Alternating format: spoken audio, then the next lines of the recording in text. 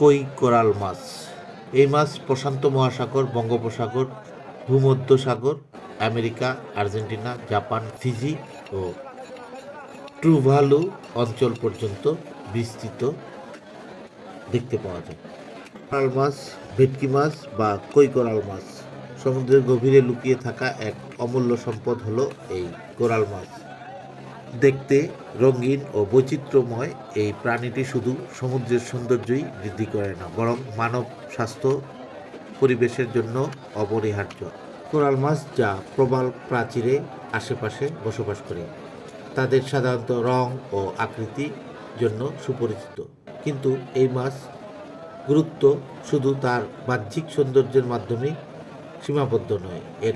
এর পুষ্টিগুণ, ঔষধি বৈশিষ্ট্য এবং পারিবেশিক ভূমিকা আমাদের জীবনে অনেক বড় ভূমিকা ও প্রভাব বিস্তার করে চলেছে।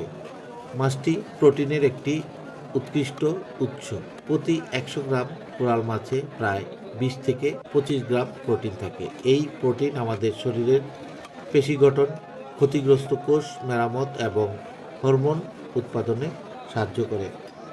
এছাড়াও কোরাল মাছে বিভিন্ন রকমের ভিটামিন পাওয়া যায়। ভিটামিন ডি, যা হাড়ের ও দাঁতের স্বাস্থ্য রক্ষায় সাহায্য করে।